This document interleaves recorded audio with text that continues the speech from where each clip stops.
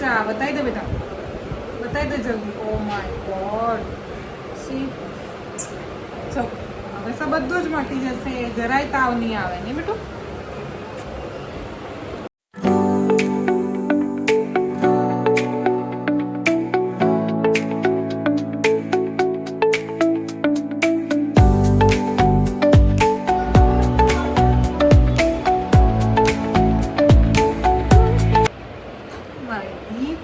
Smile કરે, smile કરી બતાય.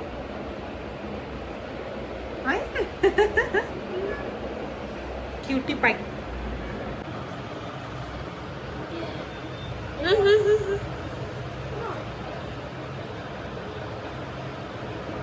બસ હવે બહુ એવું જ્યુસ કરીને કપડાં બગડે છે ખબર છે ને. ચલો ખાવા માંડો.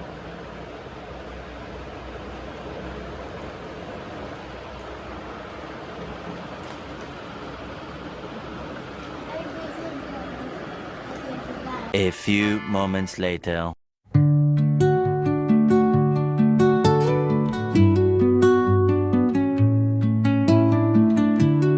2 hours later. So we are back home and eating. What are you eating, Vanshraj?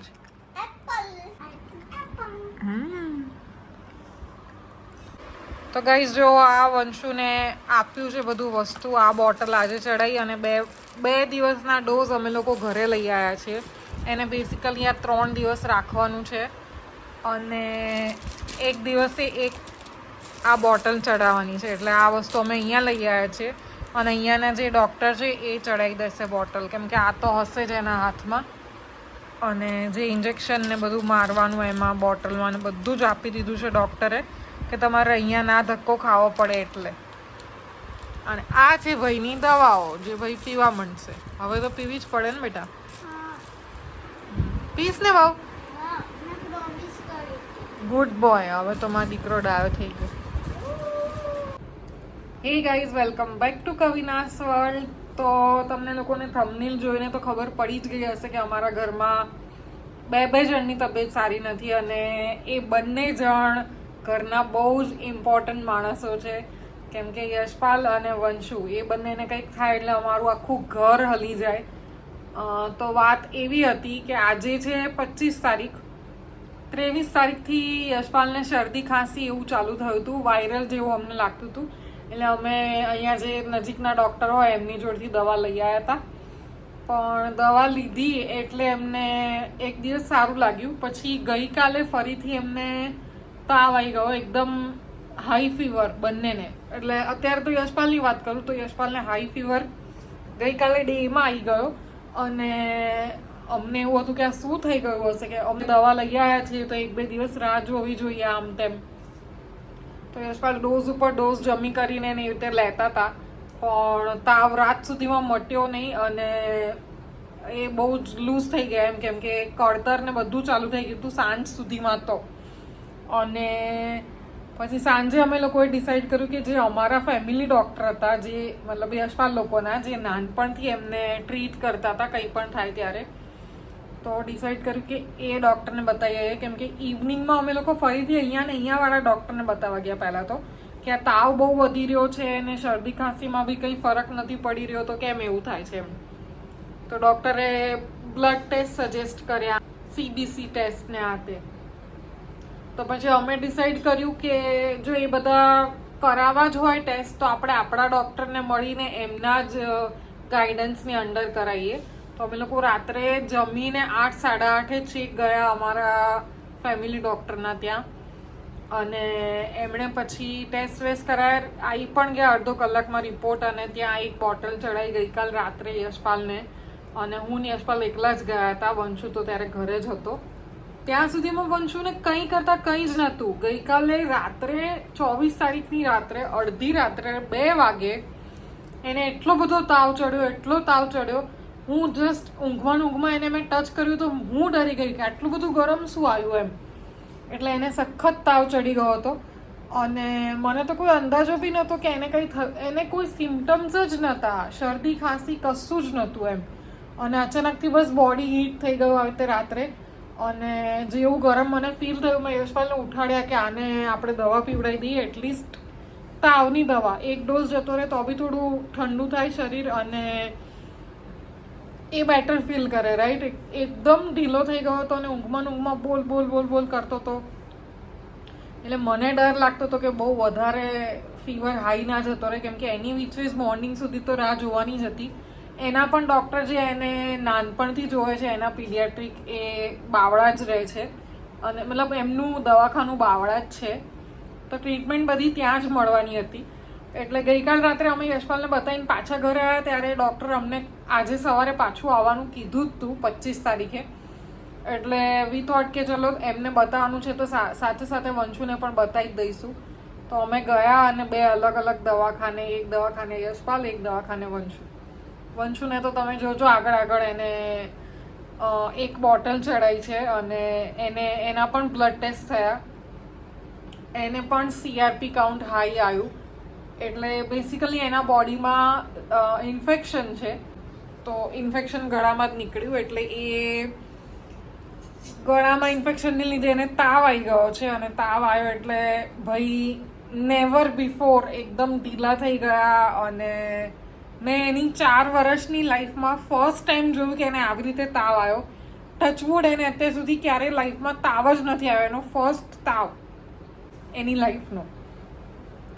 તો હું તો બહુ જ ડરી ગઈ હતી. રાત્રે પણ 2-3 વાર ઉઠીને મેં કીધું કે દવા પી લે બેટા, દવા પી લે. કેટલું કીધું યશપાલે મેં બંને, પણ ભાઈ એ દવા ના પીધી તો ના જ પીધી. જેવું દવાનું નામ લઈએ એવું તરત રોવાનું ચાલુ કરી દે. એટલે આપણને એમ થાય કે એક તો તાવમાં છે અને વધારે જો રોશે તો વધારે તાવ વધી જશે. એટલે બહુ ફોર્સ નહોતા કરતા એને. સવાર ઉઠીને પણ કંઈ જ ખાધું નહીં, કંઈ જ નહીં. પછી દવાખાને પણ આજે અમે લોકો ગયા હતા. ગાઈસ તમે વિચાર કરો, આવા ને આવા કેટલા બધા કેસીસ હતા. અમારો 42nd નંબર હતો, 41 પેશન્ટ્સ હતા આગળ. વંશુની દવાખાનાની વાત કરું છું, પીડિયાટ્રિક એના જે છે એમના દવાખાને.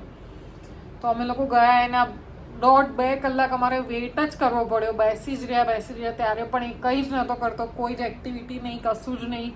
ત્યાં બધું છે, સ્લાઇડ ને હોર્સ ને આ તે ગાડીઓ ને એવું રમવાનું નાના છોકરાઓનું, પણ કંઈ જ રમતો નહોતો, બસ બેસી જ રહેતો હતો. અને આવો તો મેં એને ક્યારેય જોયો જ નથી એમ લાઈફમાં. એટલે મને એમ થાય કે જલ્દી નંબર આવે ને જલ્દી કંઈક એને દવા ચાલુ થાય તો સારું. પણ પછી ડૉક્ટર જોડે ગયા અને ડૉક્ટરને મેં કીધું દવા તો એ પીતો જ નથી. પહેલાં એવું જ કહેતા હતા કે આ વાયરલ છે તો 3 દિવસનો ડોઝ આપી દઉં ને એવી રીતે પીવડાવજો, સારું થઈ જશે. બટ આઈ સેડ કે ડૉક્ટરે દવા નહીં જ પીવે, બિકોઝ ગઈકાલ રાતથી અમે ટ્રાય કરી રહ્યા છીએ, નથી પીતો. એટલે ડૉક્ટર કહે તો પછી આપણે બોટલ થ્રુ એને બોડીમાં દવા આપીએ, કેમ કે આમ નહીં પીવે તો ગમે તે રીતે કંઈક તો કરવું જ પડશે. અને એની વિચે જ મને એનો તાવ બહુ જ હાઈ લાગતો હતો. એટલે મારે એના બ્લડ ટેસ્ટ તો કરાવવા જ હતા, કેમ કે આજે પહેલી વાર હતો આજનો દિવસ. પણ આજે ના કરાવીએ 3 દિવસ રહીને ના મટે તો 3 દિવસ એને હેરાન થવાનું થાય.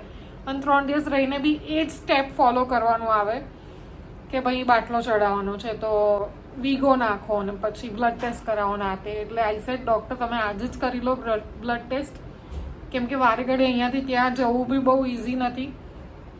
અને આજે એની સ્કૂલ પડી એ બી બહુ સવારમાં એ એટલો દુઃખી હતો કે મમ્મા આજ મેરી છુટ્ટી હો જાયગી ક્યાં. મેં કીધું હા કંઈ વાંધો નહીં, એને બી છુટ્ટી કરવી નથી ગમતી અને હું પણ એવી છું કે એને કોઈ દિવસ રજા પડાવતી નથી સ્કૂલમાં.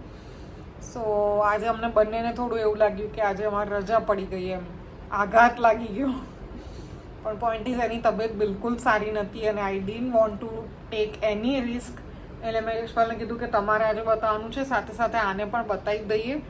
અને પછી ડૉક્ટરે બ્લડ ટેસ્ટ કર્યા અને એ જ CRP કાઉન્ટ હાઈ આવ્યા. રિએક્ટિવ પ્રોટીન જે કહે, C રિએક્ટિવ પ્રોટીન, એટલે બોડીમાં ક્યાંક ઇન્ફ્લેમેશન છે, ક્યાંક ઇન્ફેક્શન છે.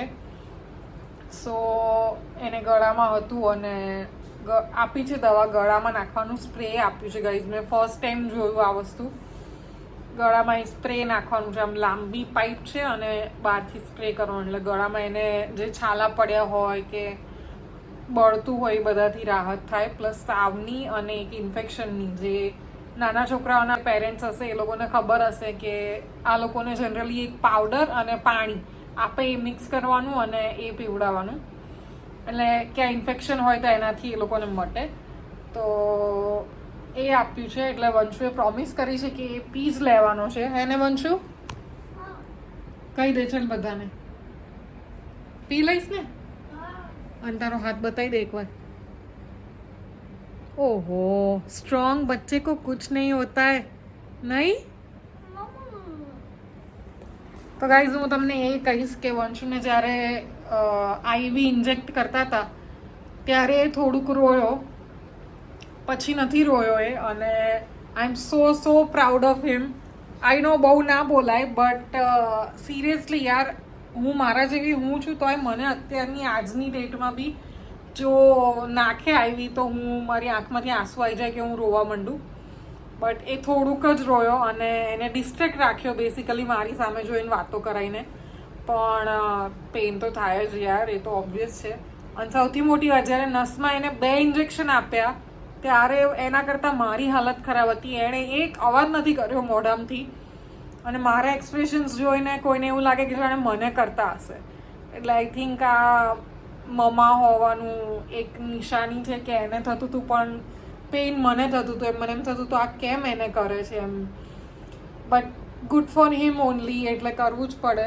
સો અને વી ઓલવેઝ બિલીવ કે કોઈ બી સ્ટેપ લેવું હોય તો જલ્દી જ લઈ લેવાનું, કેમ કે 3 દિવસ પછી બી આ જ સ્ટેપ જો આપણે ફોલો કરવાનું છે તો 3 દિવસ એને બી હેરાન કરવો, દવાઓ પીવડાવી અનનેસેસરી, અને તો બી ના મટે તો પછી પ્રોબ્લેમ એને આપણને બધાને જ છે અને દિવસો વધારે લંબાય. એટલે બેટર કે આપણે પહેલેથી જ જે ડૉક્ટર સજેસ્ટ કરે એ કરી લઈએ. સો એ હતી ગાઈ સ્ટોરી. તો યશપાલને એડમિટ તો નથી કર્યા પણ એમને પણ 5 દિવસની દવા આપી છે અને એમને પણ એસજીપીટી કાઉન્ટ ને સીઆરપી કાઉન્ટ બે હાઈ છે. એસજીપીટી કાઉન્ટ બેસિકલી લીવર પર થોડો ઘણો સોજો હોય એની લીધે હોય તો એ પણ છે એમને, અને એમને પણ બોડીમાં ઇન્ફેક્શન છે ક્યાંક તો, જેના લીધે એમને પણ તાવ આવી રહ્યો છે અને શરદી ખાંસી. તો ગાઈઝ આ અપડેટ છે હાલ. તો મારા 2 માણસો જે મારી માટે બહુ જ ઇમ્પોર્ટન્ટ છે એ લોકો માંદા છે અને આઈ વિલ તમને લોકોને હું રિક્વેસ્ટ કરીશ કે પ્લીઝ બધા જ તમારી પ્રેયર્સમાં એક વાર એ લોકોનું નામ લઈને યાદ રાખજો કે એ લોકોને જલ્દી સારું થઈ જાય. અને બસ બીજું તો શું કહીશ, જલ્દી મળું તમને લોકોને નવા વ્લોગમાં. ત્યાં સુધી બધાને બાય, ટેક કેર, ધ્યાન રાખજો પોતાનું. સિઝન બહુ જ ખરાબ છે, છોકરાઓનું તો ખાસ. ડબલ સિઝનની લીધે આઈ થિંક આ બધું થઈ જાય.